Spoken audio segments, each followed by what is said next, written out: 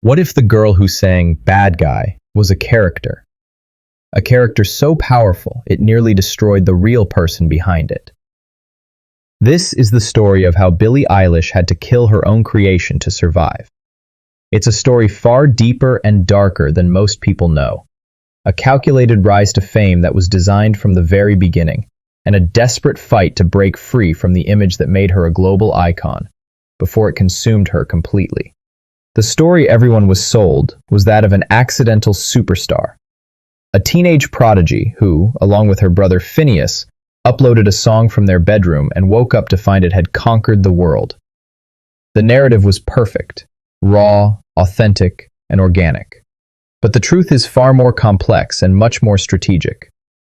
While the talent was undeniable, the accidental part was a carefully managed illusion. Her parents, Maggie Baird and Patrick O'Connell, weren't just supportive figures. They were industry veterans. They were working actors who had been in the business for decades, with credits in shows like Friends, The X-Files, and The West Wing. They understood the machine. They homeschooled their children not just for academic reasons, but to immerse them in art, filling their modest two-bedroom house with pianos and encouraging non-stop creation. But the most significant piece of this hidden history happened long before the world knew her name.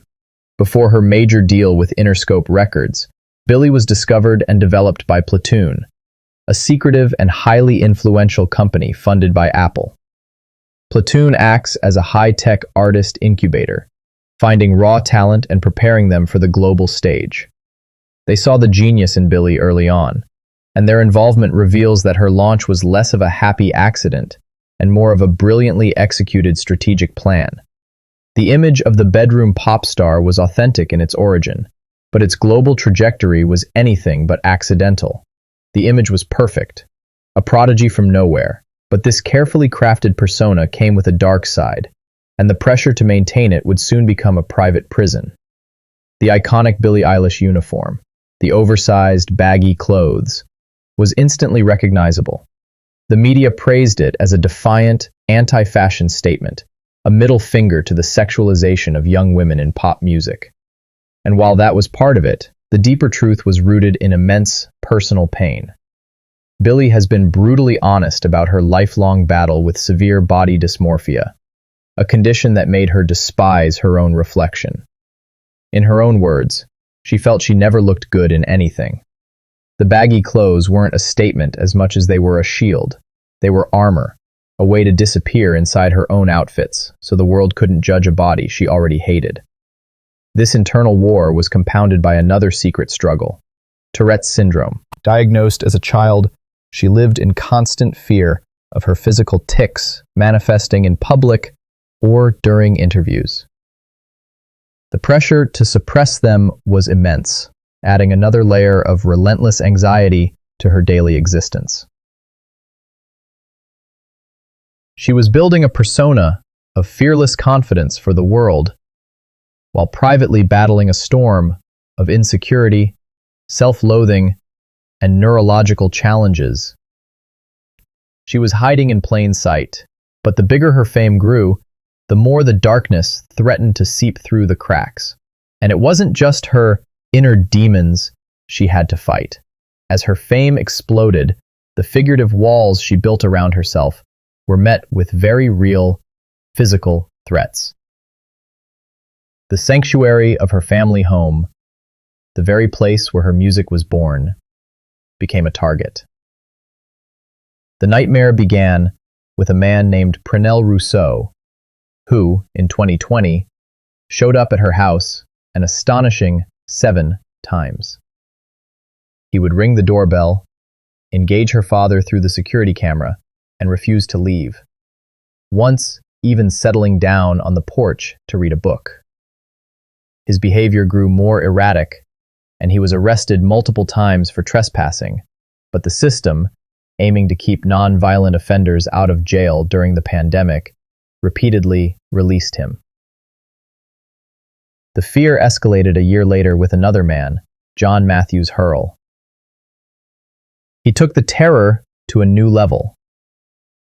He began camping out at a school across the street from her home, from where he could watch her. He sent threatening letters, with one chillingly stating, "You can't get what you want unless what you want is to die for me." He was seen mouthing threats and making a throat-slitting gesture towards her. Billie confessed, in court documents, that she no longer felt safe even going outside in her own neighborhood. The external threats were becoming as suffocating as her internal battles, exposing the terrifying price of her global visibility. While she was fighting for her safety in private, a different kind of war was brewing in public. The persona that had protected her was about to become her biggest liability. For years, Billie had been the untouchable icon of Gen Z, but the tide was about to turn. The first crack in the armor came with accusations of queerbaiting, when she released the music video for her song Lost Cause, which featured her in a slumber party-like setting with other women, and followed it up with an Instagram post captioned, "I love girls." A firestorm erupted. Some fans celebrated what they saw as a coming-out announcement, while a vocal contingent accused her of using LGBTQ+ aesthetics for commercial gain, especially since she was publicly linked to a male partner at the time. The controversy was a minefield, pitting ideas of artistic expression against the responsibilities of a public figure. But that was nothing compared to what came next. An old video compilation, edited and posted to TikTok, surfaced, showing a 13 or 14-year-old Billie mouthing an anti-Asian racial slur from a song and speaking in what was described as a mockingly offensive accent. The backlash was instantaneous and brutal.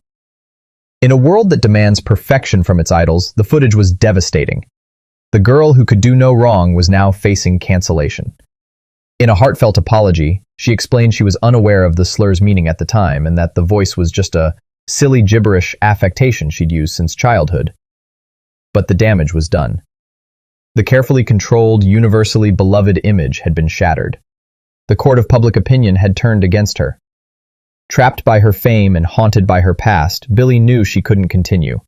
The character had to die, and her next album would be the Eulogy. Her second album, Happier Than Ever, was not just a collection of songs. It was a public confession and a declaration of war. The entire record reads as a direct response to the chaos engulfing her life. It was a systematic dismantling of the bad guy persona, piece by agonizing piece. On the opening track, Getting Older, she admits that the things she once enjoyed now just keep me employed, and hints at darker traumas, confessing it wasn't my decision to be abused. On the track, NDA, she explicitly details the grim reality of her fame, singing about having a stalker and needing a pretty boy to sign a non-disclosure agreement just to see her. The song Your Power was a direct shot, rumored to be about a past relationship, where she condemns those who abuse their influence over younger, vulnerable people. The album was her side of the story, a raw, unfiltered look at the misery behind the megastardom. And the transformation wasn't just sonic, it was visual. She shed the baggy clothes, the green hair, the dark aesthetic. For a stunning British Vogue cover, she appeared in a corset and classic pin-up styling, a soft, feminine look that was the complete antithesis of her former self. It was a deliberate, powerful statement. She was shedding the skin of the character that had been slowly suffocating her. She had finally broken free and was ready to introduce her true self to the world. But she would soon discover that authenticity comes with its own controversies. In a November 2023 interview with Variety, Billie spoke openly about her life, and in a moment of candor mentioned her attraction to women. To her, it wasn't a bombshell. She later said she thought it had always been obvious.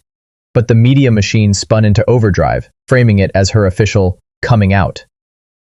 The real drama exploded a month later on the red carpet at a Variety event.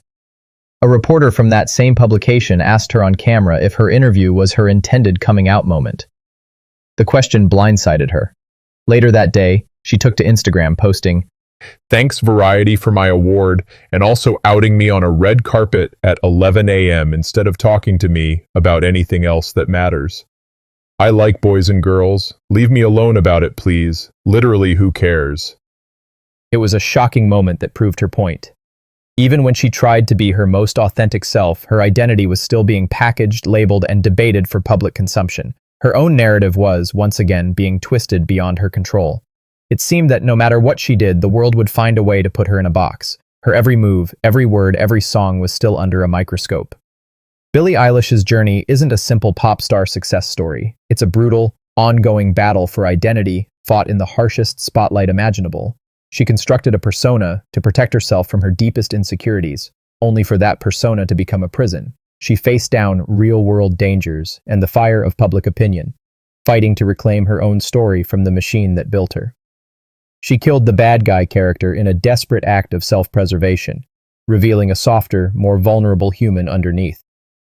But the story isn't over. Billie Eilish killed the bad guy to save herself. But was she ever truly free?